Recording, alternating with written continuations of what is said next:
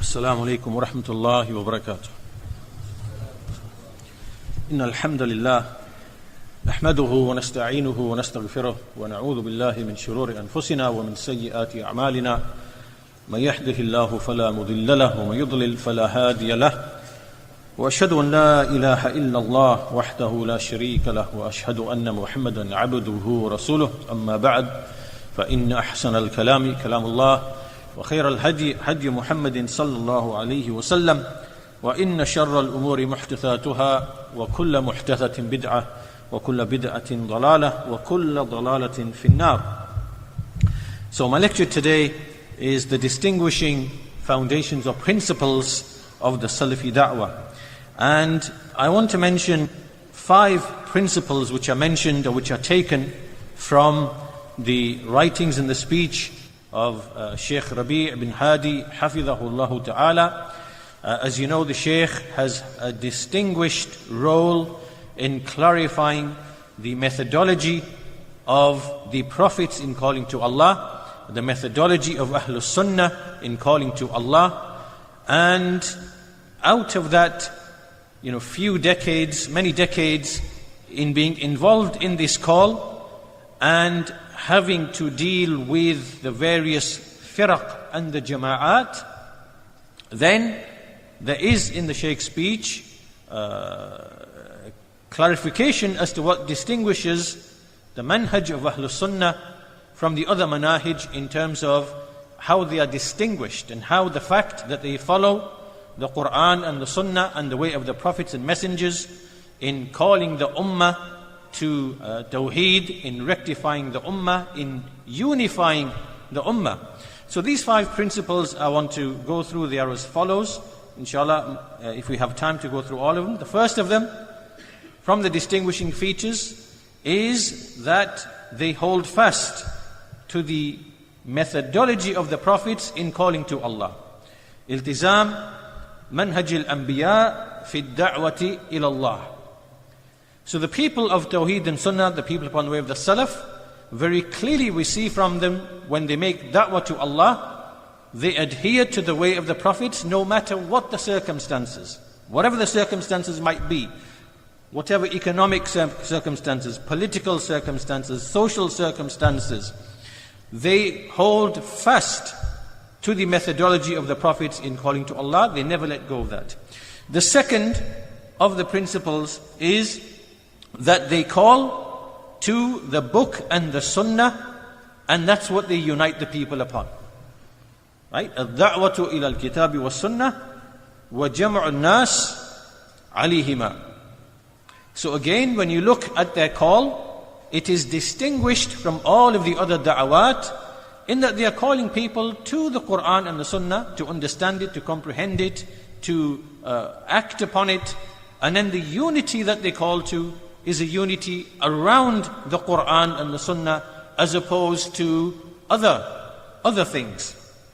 The third of their distinguishing foundations and principles is ittiba'u sunnah wal jama'ah. That they call to following the Sunnah and maintaining unity and warning what tahdhir min ash-shududh wal khilaf wal furqa. And they warn from splitting and dissension and opposition and those things that destroy the unity of the Muslims and of the Sunnah and the Jama'ah. Fourthly, what they are distinguished with is al-amr bil-ma'ruf wa-nahi anil munkar. That they enjoin the good and they prohibit the evil in the way of the prophets and the messengers and the companions and the salaf. And they are distinguished in that respect, in that when they enjoin the good and prohibit the evil, it includes many of the evils that all the other jama'at and the firq, that they will not enjoin that good, or they will not prohibit that evil. And we shall look at that insha'Allah ta'ala. And the 5th one is ar-raddu ala al-mukhalif, a refutation of the opposer, the one who opposes the truth, no matter who it might be, whether it is from the people of disbelief, whether it is from the people of Islam, from the people of bid'ah, even from Ahlus Sunnah, when there is a mukhalif who opposes the truth, that could be intentional or unintentional, then they do not allow any opposition to take root, and they give advice and they refute in accordance with the status and position of the opposer. So to begin with, I want to bring a quote from the Shaykh, Hafidhahullah Ta'ala. And the first point he mentions here in the Tamheed is that he says that the da'wah to Allah is established upon knowledge, upon basira, and it emanates from sincerity to Allah and to His book and to His messenger and to the leaders of the Muslims and to the common people.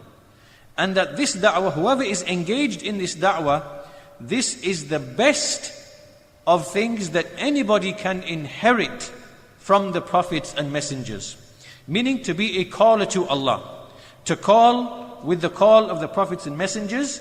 This is the best inheritance that anyone can take. He then goes on to define, what do we mean when we say ad-da'watu ilallah, when we call to Allah? Practically speaking, what does that mean? He brings a definition or an explanation from Shaykh al-Islam Ibn Taymiyyah rahimahullah, which essentially means that we call people to what is in the hadith of Jibreel alayhi salam. Because that hadith has explained the entire religion. So the Shaykh goes on to say that ad-da'wa ilallah, calling to Allah, is calling to iman in Allah and in what the messengers came with, and to believe in whatever information or reports they bring to us about the unseen, about paradise, about hellfire, about the hereafter, and so on and so forth. And then to obey them in all of that.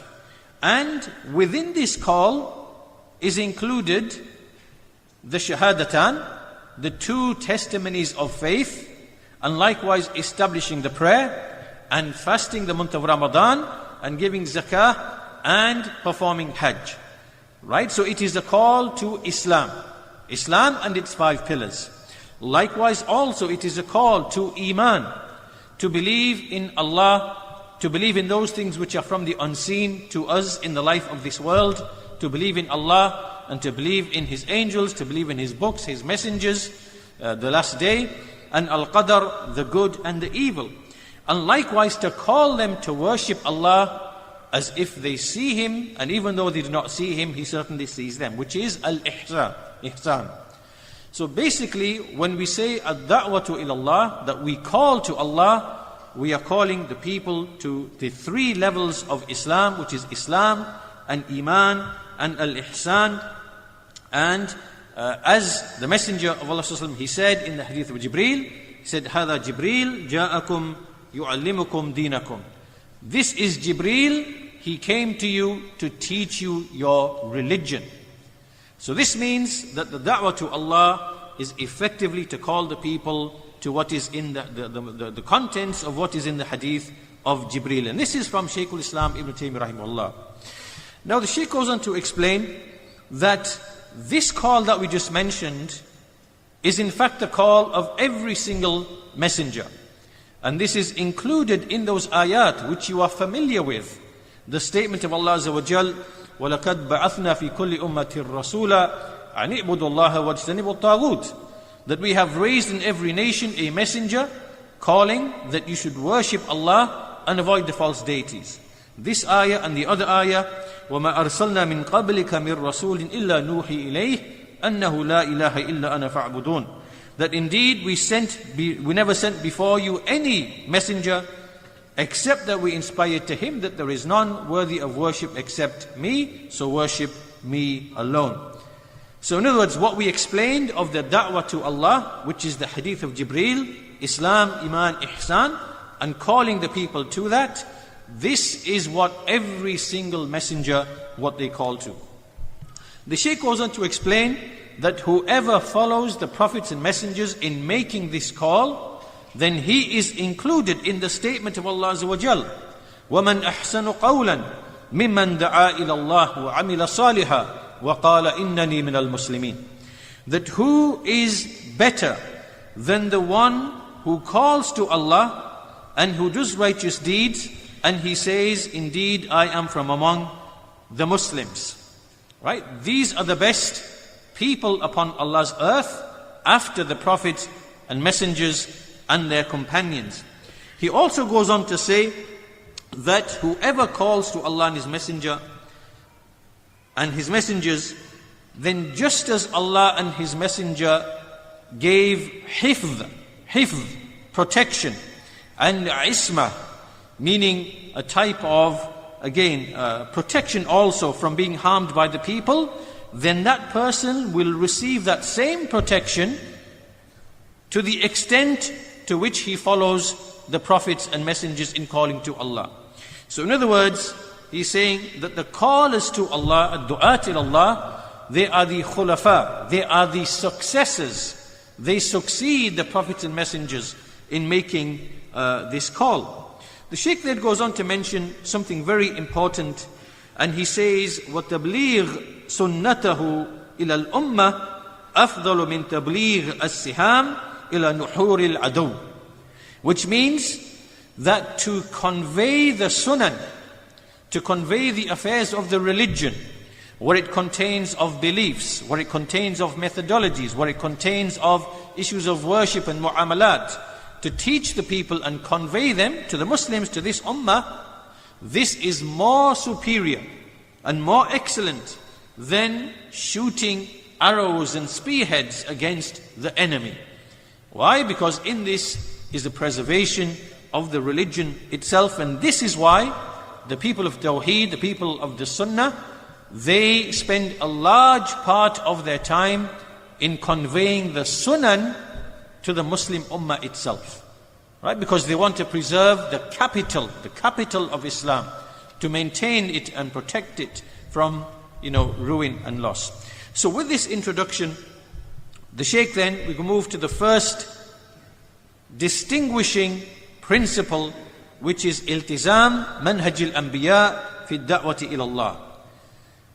That the people of Tawheed and the Sunnah who follow the way of the Salaf, that they adhere strictly to following the methodology of the prophets and messengers in calling to Allah. As you know, the Shaykh, Hafidhahullah, he wrote a book, Manhajul Anbiya fi Da'wati ila Allah, the methodology of the prophets in calling to Allah. Within this book, he explained with many evidences from the stories of many of the prophets, that the prophets, they began with Tawheed despite all types of corruption in the society. Whether that corruption is in siyasa, in politics, whether it is in al-hukm, the rulership, whether it is in akhlaq, the people's manners and morals, whether it is in the mu'amalat, in their dealings, their trade dealings. Despite all of these issues being present, we find that the prophets and messengers consistently, that they began with the call to Tawheed. And this is because, as the Shaykh explains, that the legislations, the shara'i', the legislations, that they do not and cannot be built except upon sound beliefs. Right? So the legislations of Allah, which are practical, to do with the law and with the legislation, and to do with the actions and dealings of the people, that law cannot be established except upon sound creed and sound beliefs. And to do otherwise would be a bit like when you have a tree whose trunk and root has been destroyed. What will happen? Everything else will perish, it will die. So after making this point, the Shaykh goes on to say that the prophets and messengers, why do we find that they spent the overwhelming majority of their time in calling to Tawheed, warning against shirk? And why is it that we never saw them, for example, to give a position against any tyrant or ruler or disbeliever? Why do we see that they never called to revolution or political infiltration or parties? This cannot be found in the call of any prophet or messenger in the Quran. Not Nuh alayhi salam, not Ibrahim alayhi salam, all the way to Muhammad sallallahu alayhi wasallam. What's the reason for that? The reason for it is very clear. As the Shaykh says, فَلَيْسَ فِي مَشَاكِلِ الْبَشَرِ there is not in all of the difficulties of mankind. Amongst mankind, we have all sorts of difficulties. There are political difficulties, right? There are political circumstances in countries. There are economic difficulties in many countries, Muslim countries. There are social difficulties and dangers in all of the lands. However, do these difficulties equal the difficulties and the dangers of shirk and corrupt beliefs? The answer is very clear that they do not come anywhere near the danger of these affairs which corrupt the creed. The Shaykh mentions those ayat in the Quran, إِنَّ اللَّهَ لَا يَغْفِرُ أَن يُشْرَكَ بِهِ وَيَغْفِرُ مَا دُونَ ذَلِكَ لِمَن يَشَاءُ. That Allah does not forgive that anything should be that partners should be established for Him in worship, but He forgives whatever is less than that to whomever He wills. Likewise, إِنَّهُ مَن يُشْرِكْ بِاللَّهِ فَقَدْ حَرَّمَ اللَّهُ عَلَيْهِ الْجَنَّةِ. That indeed whoever commits shirk with Allah, Allah has prohibited or made unlawful for him paradise. وَمَأْوَاهُ النَّارِ. And his abode is in the hellfire. The Shaykh mentions some ayat like this, and then he gives a number of really beautiful examples to help us understand this issue. He says that when these types of mashakil engulf the ummah, these are issues that could be to do with belief, for example. Across all of the Muslim world, there are mashakil aqadiyya, to do with belief. Right? We know that in the Muslim land there are people worshipping graves, going to tombs. They believe, they even give attributes of rububiyyah to some of these people who are either living or dead. These are corruptions in belief. At the same time, there are corruptions in economy. Likewise, there are corruptions in politics. Right? So likewise, there is corruption in terms of the rule, the rulership. So the Shaykh says, what is the way of the prophets in dealing with these issues? They did not begin except with that which is the most dangerous thing to the society. He then gives us a number of examples to put this into context and to put the idea firmly into our minds. He says, imagine you have a serpent, right? A serpent with a sting. And then at the same time you see these ants. There's loads of ants.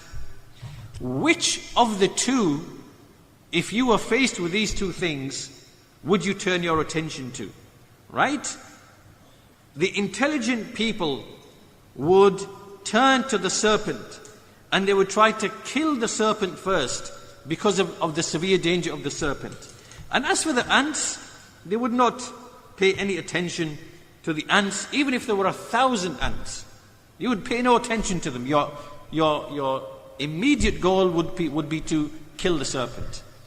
A second example the Shaykh gives is that when intelligent people see a lion, and then at the same time you see a load of mice, a group of mice, and they would go to kill the lion first, and they would forget the mice, and even if there was like frogs and other things, you wouldn't pay any attention to any of that at all.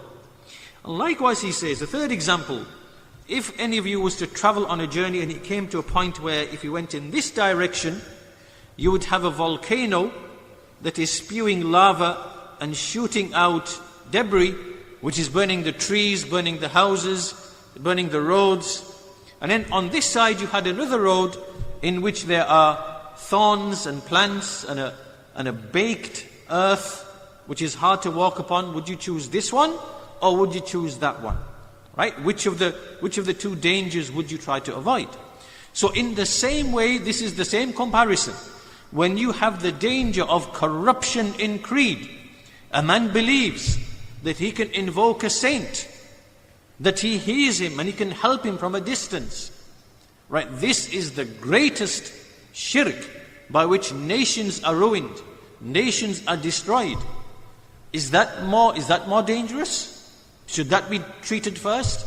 Or is it a man, where there's economic injustice and there's no jobs, there's no employment, and the ruler might be corrupt, or the rulership, the hukum is not present, so people are treated unjustly, and there's no hudud, and there's no this or whatever, right? And there's highway robbery, and there's this. Which of the two are more dangerous? Right? In the scale of the Quran and the Sunnah, in the scale of the prophets and messengers, there is nothing more dangerous than the issue of this tawheed. And there are many examples, many evidences from the Quran and the Sunnah to prove this. One of those which comes later on is the fact that the Messenger of Allah himself, when he was advancing to the battle of Hunayn, and the companions were new to Islam, and they passed by a tree, and the pagans used to use that tree to hang their swords as a type of like seeking barakah and blessing for victory. And they said, could you make for us like a Dhat and Wat, like they have a Dhat and Wat? And the Messenger of Allah, remember, this is on the way to battle with the people of disbelief. And he reprimanded them in the most severe of ways. And he treated their statement to be the same as the statement of those who said to Musa alayhi salam, make for us a god as they have gods. Right? And so the point being that the issue of creed is the most grave and the most serious. The Shaykh then goes on to mention why this is, and why the prophets and messengers, why the method that they followed is from wisdom and intellect. Is from wisdom and intellect. It is from hikmah and from aql, that the methodology they were given to rectify the society, being from Allah, that it agrees with and is from wisdom and intellect. He gives us three explanations why this is. The first of them is that he says, that we just mentioned, that the deviation in creed is thousands of times more dangerous and more harmful to the society than the deviation of any other type that we see in the society, a point that he also already mentioned. The second reason that we see is that in the Quran, when Allah Azza wa Jal speaks about the role of the prophets and messengers, they are given three roles. They are muballighun, they are those who convey, they make tabligh, they convey the message. They make the mubashirun, they convey the glad tidings. And they are munzirun, they make indhar, they warn the people of the consequences of not believing and obeying. And that's what we see in the Quran. This is how Allah Azza wa Jal has described them. كان الناس أمة واحدة فبعث الله النبيين مبشرين ومنذرين. That mankind was one nation, and then Allah sent the prophets as those who give glad tidings and as those who warn. And he mentions many similar ayat like this. فَهَلْ عَلَى الرُّسُلِ إِلَّا الْبَلَاغُ الْمُبِينَ. Is there anything upon the messengers except to make plain the conveyance, to convey plainly? He mentions ayat like this. So from this, what do we understand? Or what do we do not understand? We do not understand that the prophets were revolutionaries. We do not understand that the prophets were thinkers, mufakkirun. We do not understand that the prophets were philosophers. We do not understand that the prophets were politicians. There's none of this in the Quran. In the Quran, it is tabligh, wa tabshir, wa indhar. This is the role of the prophets and messengers. Conversely, you see either among the kuffar, people of disbelief, they are the ones who say the prophets and messengers were just intelligent people with creative imaginations, very skillful, good orators. They wanted to rectify the society, so they made these stories up about paradise and hellfire, and then they just, gave a law that they made themselves. So they were thinkers, politicians, philosophers, and very smart ones, and that's how they did what they did. Following those people of disbelief, amongst the Muslims are those misguided people, the likes of Ibn Sina and people like that, who say that prophethood can be acquired, you can become a prophet, is simply just a type of philosophy. And there are others, mufakkirun, who think that rectifying Islam, rectifying the society is to do with fikr and thought, and all of this is misguidance. We do not find this in the Quran. In the Quran, it is conveyance of the revelation, explaining what it is. It is giving glad tidings to those who believe and obey, and warning those who disbelieve and disobey. The third, and this is the most amazing of points that you should pay attention to. He says the third reason why you see that the call of the prophets began with and was centered around the issue of Tawheed and the danger of shirk is because he says that when you look at the call to establish a dawlah, to establish a state, to remove one dawlah and to put another dawlah in its place, this type of arena is one which brings with it all the murkiness of politics. It brings with it all of the aghrad, the desires that exist in men, and the matami', like the things that people pursue, the ambitions that people have, people who seek position, people who seek wealth, people who seek all of these, and likewise there's also the grievances that people have, right? So when it comes to the issue of politics and establishing a state and establishing the rule, automatically it draws all of these types of orientations, these desires, these ambitions, these things that people which exist in the hearts. And that's why politics is murky.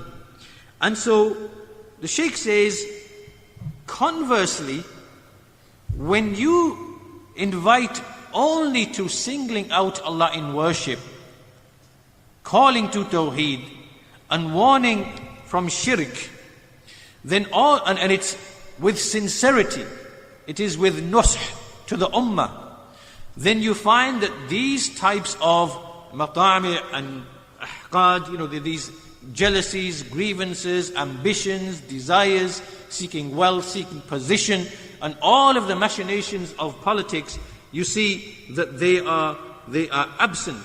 And this is because the nature of Tawheed itself and the nature of obeying Allah with sincerity.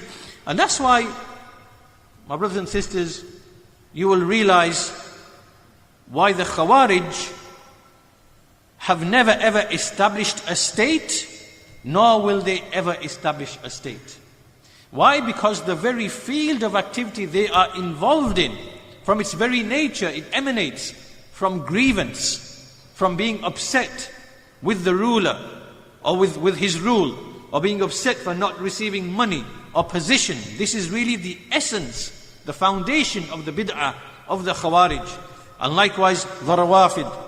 So anytime you see people involved in this type of call, this is why it is ripe for infiltration and misdirection and all sorts of evils and things that come with it, which harms the ummah even more. And that's why we know from direct experience in our time that all of these jama'at and these firq and these groups, whether they are the Khawarij, whether they are the Rafidah, they are infiltrated by hypocrites, by the people of disbelief, by the agencies who direct them in whichever way they want, whether it be ISIS, Daesh, as we see, completely infiltrated. To the degree that you see that these people are the most foolish and dumb-witted of people. Look at this fool, for example, Anjum Chaudhry.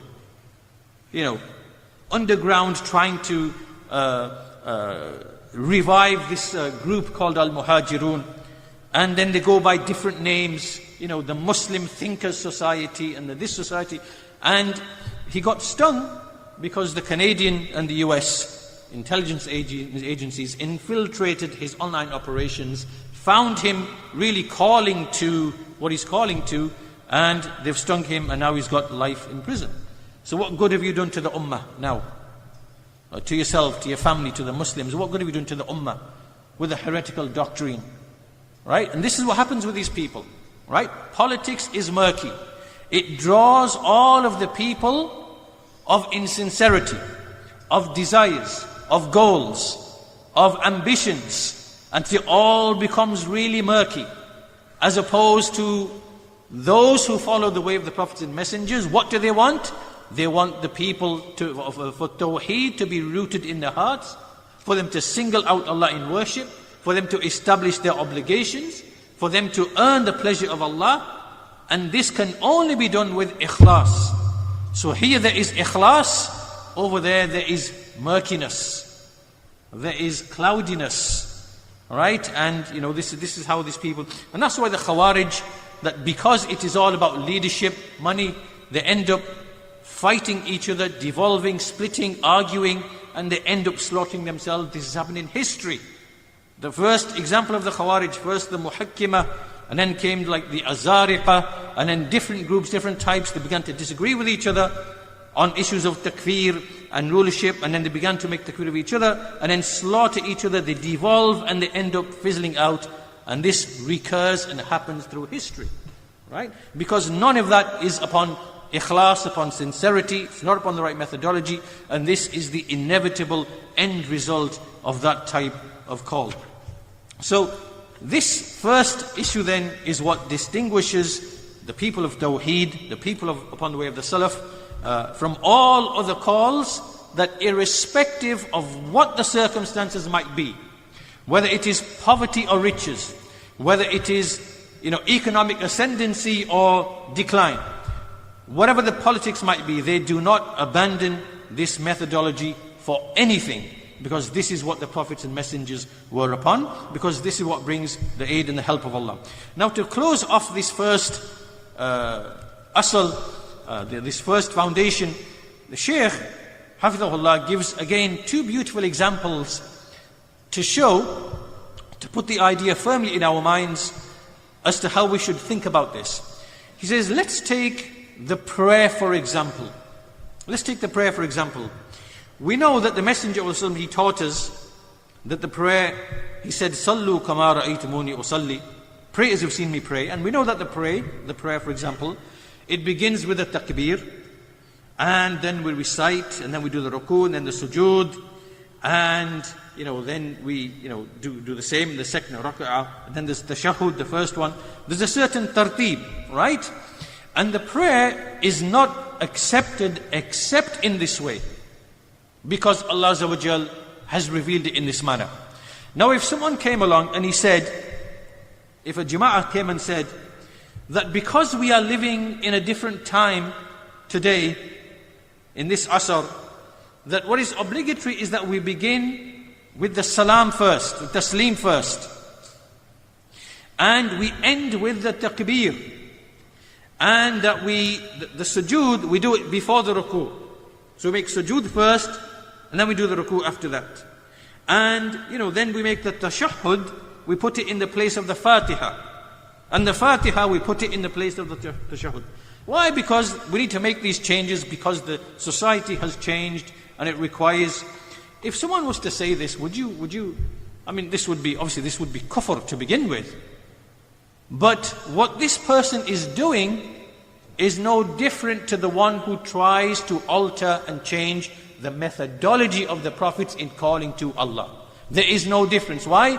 Because the call to Allah is the way Allah guided the prophets and messengers to rectify their nations, the nation of Nuh alayhi salam, Ibrahim alayhi salam, all the prophets and messengers.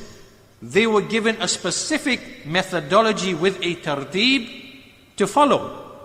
Despite all the circumstances being present to deal with politics or economy or the society, they were all present. Despite that, Allah guided and directed the prophets upon a methodology of rectification that is to be followed. That can never ever be abandoned.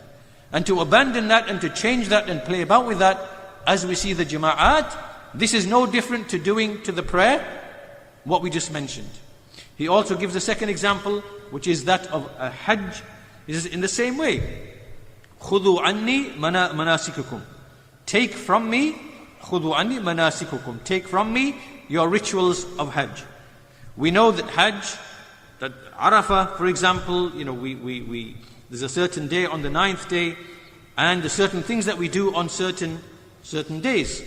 If someone was to come along and say, as the Shaykh says, the Arafah will be on the 7th, and then the Tawaf al-Ifada will be, on a certain day, and it will be in a certain place, not around the Kaaba. And when someone starts playing around and does all these things, then we know this is actual misguidance. Right? So this is the end of the first foundation that distinguishes the people of Tawheed from all other calls, all other firq and jama'at. The second distinguishing feature or principle of those upon the way of the Salaf is that they call to the book and the sunnah, and they unite the people upon the book and the sunnah. Right? So this differs. We don't call to Sufism. We don't start with Sufism. We don't call to kalam and falsafa, which is employing the intellect. We don't call to politics and siyasa. The first thing that we call to is for people to understand and act upon the book and the sunnah, and to unite them upon the book and the sunnah. It is not some Sufi spirituality. It is not some rational philosophy to liberate the mind, and it is not politics and fikr. What we unite the people around is al-kitab wa sunnah. The Shaykh goes on to establish, in fact he mentions numerous evidences for all of this. Some of the ayat, وَاعْتَسِمُوا بِحَبْلِ اللَّهِ جَمِيعًا وَلَا تَفَرَّقُوا. Hold all of you to the rope of Allah and do not be divided. وَأَنَّ هَذَا صِرَاطِي مُسْتَقِيمًا فَاتَّبِعُوهُ. And this is my straight path, so follow it, and do not follow other paths lest they divert you from his path. So there are many other ayat, many other evidences also, but this is a proof that we call the people to the kitab and the sunnah and unite them upon that. As for the people of batil, people of falsehood, the Shaykh says that they desire yuridun an yajma'ul ummah ala al-batil. They desire to unite the ummah upon falsehood. We desire to unite upon the Quran and the Sunnah. They desire to unite upon falsehood. And they think that this tajammu', that just to bring bodies together, that this will be sufficient for the ummah. That this will be sufficient to bring it back to nobility and to save it in this life and the next. The Shaykh says this is not the way of rectification. Right? These people who say, like you see today, people consider the Rawafid, the Rafida and the extreme Sufi, that we unite with them and we liberate the Ummah. This is a dream. This is not going to happen.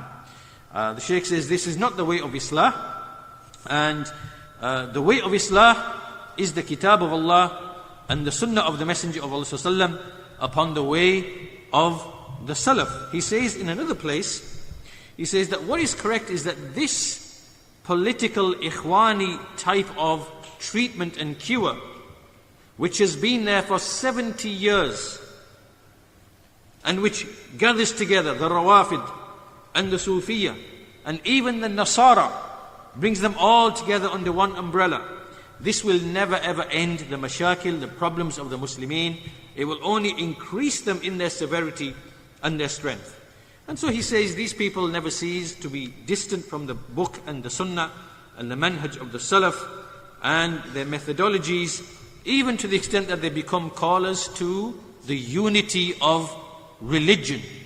Right? So when you start off with this notion of we just unite everybody, we overlook the differences even if they are fundamental, then you start with the Sufis, the Rawafid, the Ikhwanis, and then to expand further, then all of a sudden the Nasara who are in your country, because in the Muslim lands there are Arab, there are Nasara who are Arab, there are communists who are Arab, there are all sorts of orientations, Ba'athists who are Arab, right? So therefore you end up in a situation that in, for example, Palestine, for example, if you now make the call to be Arab nationalism, or you make it to be, that means now the Nasrani has now entered your ranks. The Nasrani has entered your ranks. Right? And the Shiyu'i has entered your ranks. And when you have these type of people by your side, then that is a sure recipe for defeat and humiliation. The Shaykh mentions the hadith, إِذَا تَبَايَعْتُمْ بِالْعِينَةِ وَرَضِيتُمْ بِالزَّرْعِ وَاتَّبَعْتُمْ أَذْنَابَ الْبَقَرِ وَتَرَكْتُمُ الْجِهَادِ فِي سَبِيلِ اللَّهِ سَلَّطَ اللَّهُ عَلَيْكُمْ ذُلًّا.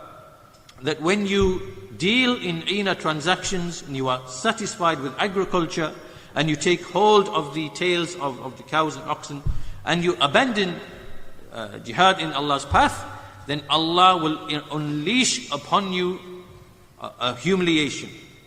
And He will not remove it until you return, حَتَّى تَرْجِعُوا إِلَى دِينِكُمْ, till you return to your religion. What is the deen? It is Tawheed, abandoning shirk. It is Islam and Iman and Ihsan. It is Kitab and Sunnah. This is what we have been told is the means of removal of this humiliation. The Shaykh then, so this really, we'll keep it brief to get through the rest of the principles. The second distinguishing principle is that we call to the Kitab and the Sunnah and we unite the people upon the Kitab and the Sunnah. The third distinguishing principle is that we follow the Sunnah and the Jama'ah and we actively remove and we warn against shudud, khilaf, furqa, which is separation, splitting, differing. And this, in fact, is what Imam al-Tahawi rahimahullah ta'ala mentions in his creed. He states it in his creed. What does he say? He says, وَنَتَّبِعُ السُّنَّةَ وَالْجَمَاعَةَ وَنَجْتَنِبُ الشُّذُوذ وَالْخِلَافِ وَالْفُرْقَةِ. So this is directly what Imam al-Tahawi, after mentioning all of the affairs of creed, he makes this statement as if this statement encompasses everything that came before it. Right? That from the usul of Ahlul Sunnah wal Jama'ah is that we maintain unity by following the Sunnah. Right? This is the basis of unity. And we follow the Jama'ah. And we abandon all causes of shudud, ikhtilaf and firqa. Now the Shaykh, Hafidhahullah, he wrote many refutations of people who tried to destroy this foundation. From them is a man called Abdurrahman Abdul Khaliq. This man was from Egypt, an Ikhwani. He went to Kuwait and he took his takfiri Ikhwani methodology and he began to invent principles and alter and distort the Salafī methodology. So from the things he began to say is that the presence of all of these jama'at present today, whether they are Tabligh or Ikhwan or Hizb ut-Tahrir, all of these are positive for the da'wah. And why? Because they encourage this competition in the field of da'wah and people get engaged in da'wah. This was the type of thinking and the mentality he tried to infuse in among the Salafis. And we know that this is from the greatest of corruption and the greatest of evil. Why? Because these groups, in reality, they are simply an extension of the firaq, the actual sect, even if they just take names and labels like, Jama'atul Tabligh and Ikhwan al-Muslimun and Hizb ut-Tahrir and, whatever name they might give. The actual reality is that these are groups of Sufism and Ash'arism and i'tizal, the way of the Mu'tazila and the Jahmiyyah and the way of the Khawarij, right? They are carrying that poison, but they are just, taking these different names. The Shaykh wrote a great deal in refutation of this and he established what is correct, which is that we unite upon the Sunnah and the Jama'ah and we dispel all of the ways and means of splitting and separation. So in this respect, the Shaykh, there's many statements here. I'll just give one or two. He addresses this man, Abdurrahman Abdul Khaliq, who was declared a Mubtadi'. And he says to him that if you were to go and read the books of Ibn Taymiyyah and all the scholars, you will never ever find in their writings this methodology that you are claiming, what you are claiming. Their statements are very, very clear that the way to unity and strength is upon the Sunnah and the Jama'ah. And as for what you're claiming, that all of these firaq and Jama'at, that they are positive and that they are good for the Ummah, And this is totally false. The Shaykh goes on to say that we believe and we hold that it is not permissible for us to have this tafarruq which has happened in this ummah, the ummah splitting into all these sects and groups. Rather we follow the sunnah and the jama'ah, and the jama'ah of the Muslimin. We do not enter into any ways or means that leads to the splitting and to the erosion of this jama'ah, whether it is behind the ruler or whether it is upon a sound creed, because this is one of the entry points of the people of disbelief to enter turmoil into the Muslim lands, right?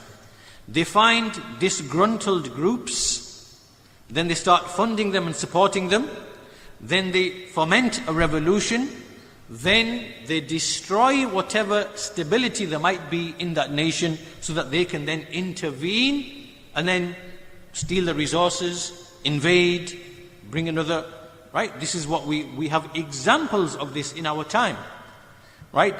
Libya, Syria, Iraq. And the amazing thing is that in all of these three countries, these rulers were actually declared to be disbelievers. Right? The scholars of the Muslims declared these people to be disbelievers. Saddam, Ba'athi. In Syria, what are they? They are Alawis, Nusayris, from the greatest of disbelievers.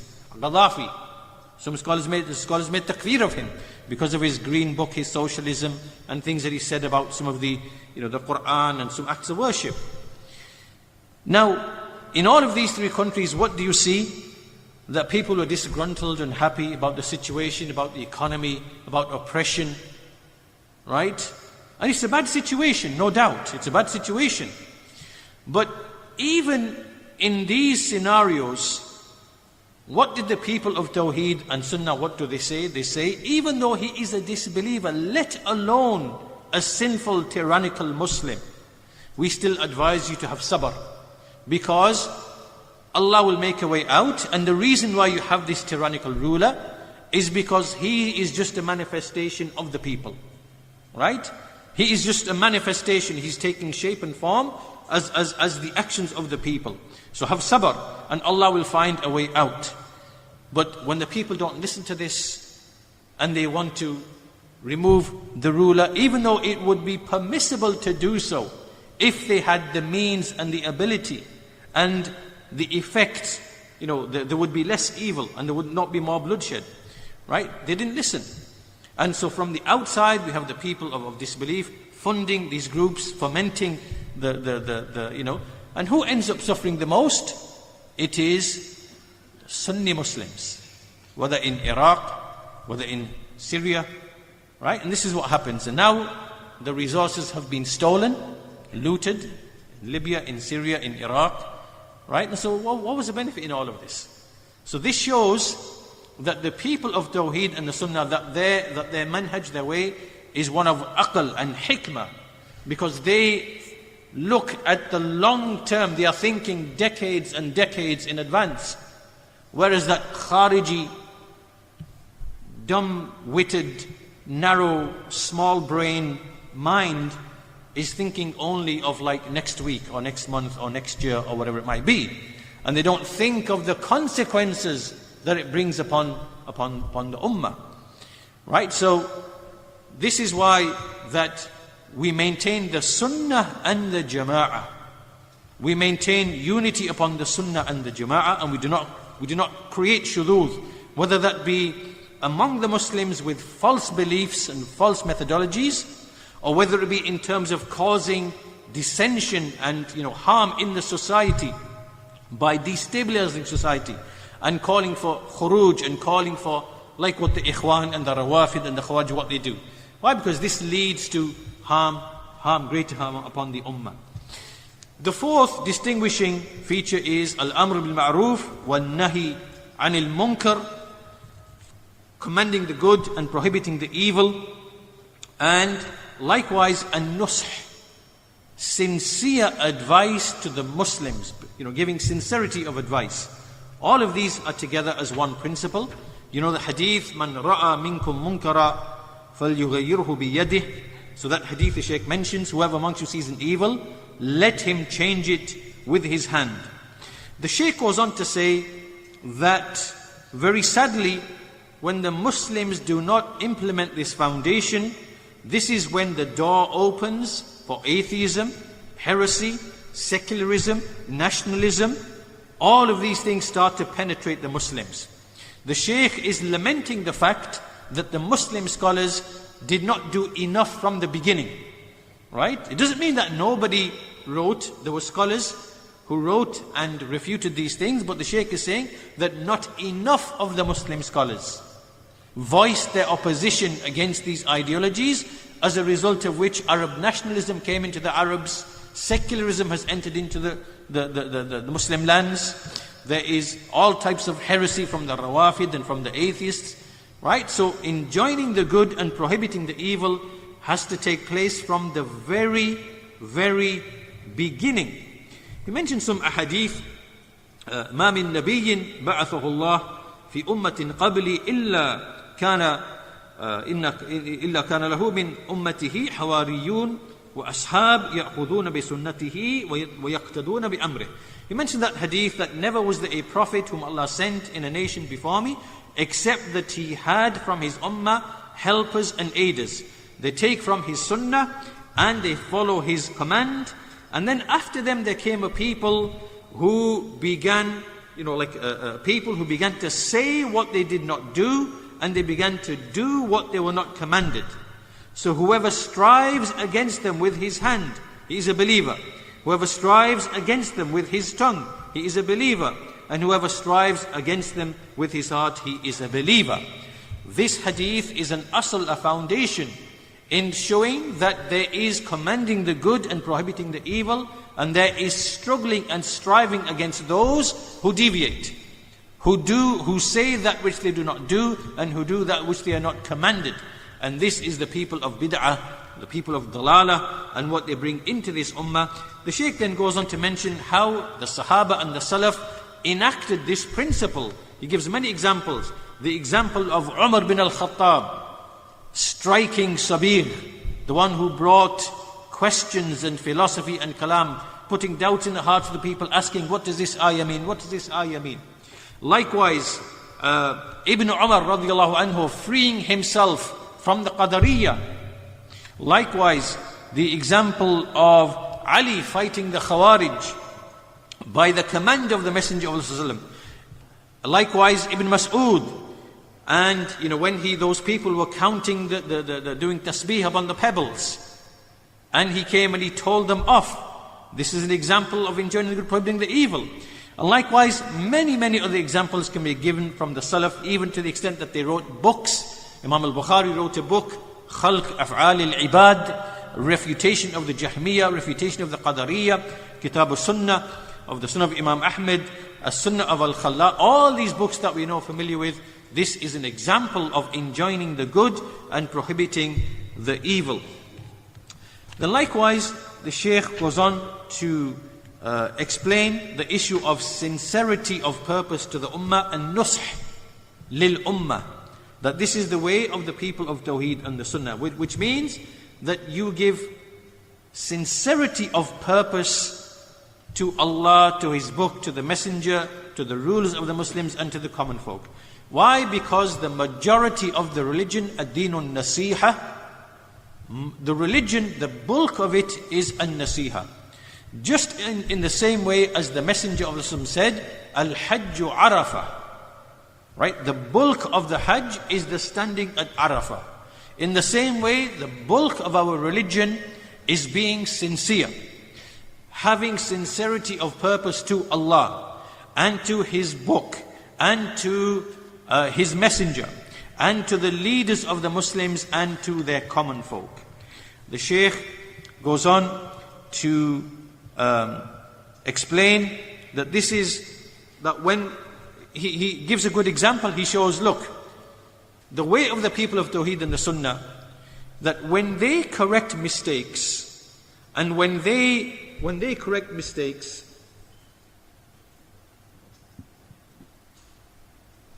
that when they correct mistakes, they do it out of sincere love for the Muslims, and to correct them and to protect them in their religion.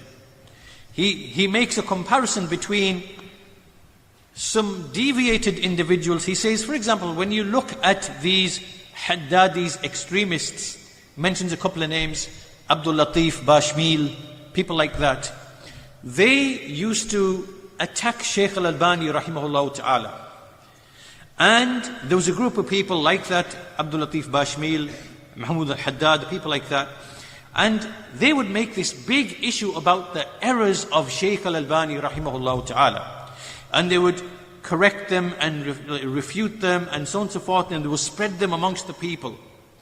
And the Shaykh says, Shaykh Rabi is saying that yes, that whatever errors Shaykh Rabi might have had, because there were differences between Shaykh al-Albani and some of the mashayikh in certain issues, like the niqab, for example, and other issues, fiqh issues. However, we find that these refutations coming from these other scholars is from the angle of love and brotherhood and seeking the truth and to look at the evidences. It comes from the angle of love, mahabba, wanting for your brother what you want for yourself, to follow the sunnah and to find the truth, right? This is very different to these Haddadiyah, who their muntaliq, they're like the place of origin is out of hiqd, it is out of envy, it is out of hatred, it is out of enmity. That's why you are pointing and seeking out mistakes. It is not out of an-nush lil ummah. It is not from that hadith ad-deenun nasiha. It is from something else, right? And that's why this is the way of all of the people of bid'ah, whether it is like the fanatical Hanafis. They will refute the people of the Sunnah. Why? Because you have bigotry to a school of thought. Or it's the Khawarij. Or it's anyone else. It is from hiqd. Whereas the people of the Sunnah, when they refute someone, when they point out the errors of someone, it is not because we hate that individual as an individual. It is because we want you to be upon the haqq, upon the truth, and to follow, right guidance. I'll have to cut that short. There's a lot more. But just to finish, because I have to complete now, inshallah. The final distinguishing feature is al-raddu al-mukhalif, which is refutation of the opposer. The Shaykh mentions many evidences from the Quran for this. وَلَا يَأْتُونَكَ بِمَثَلٍ إِلَّا جِئْنَاكَ بِالْحَقِّ وَأَحْسَنَ تَفْسِيرًا. That they do not bring to you any similitude, meaning in argument, O Muhammad, except that we bring to you the truth and the better explanation thereof. Right? This is all the shubuhat that are brought by the people of disbelief. وَكَذَلِكَ نُفَصِّلُ الْآيَاتِ وَلِتَسْتَبِينَ سَبِيلُ الْمُجْرِمِينَ. First we make clear to you the ayat, and in order that the path of the criminals may be made apparent and clear. The scholars say that this shows that the Messenger of Sallallahu was given every argument, every proof to make the truth clear from the falsehood. So these are some general evidences. The Shaykh goes on to mention other evidences. Even the fact that Hassan bin Thabit would be commanded to ridicule and mock the people of disbelief in poetry, right, to refute their arguments and to belittle them in the form of poetry. He mentions that example as well. All these evidences to show that Islam, the Quran and the Sunnah came with falsifying falsehood and refuting the opposer, no matter who might that be. Now this is a discussion in itself. How do we refute the people of bid'ah? How do we refute a mukhalif from within Ahlus Sunnah? This is a whole issue in and of itself. But I'll stop here because I've come to the end of the time. So the fifth principle is that distinguishes the people of Tawheed and Sunnah is al-raddu al-mukhalif. They refute every mukhalif. And they refute him with knowledge and with justice, with whatever he deserves. And so to close then, we mentioned 5 distinguishing foundations. The first of them, adhering to the methodology of the Prophets, no matter what the circumstances, in calling to Tawheed. Number 2, calling to the Quran and the Sunnah. That's what we call people to. And not to a madhab, not to any party, it's to that, and we unite the people upon that. Thirdly, we follow the Sunnah and the Jama'ah.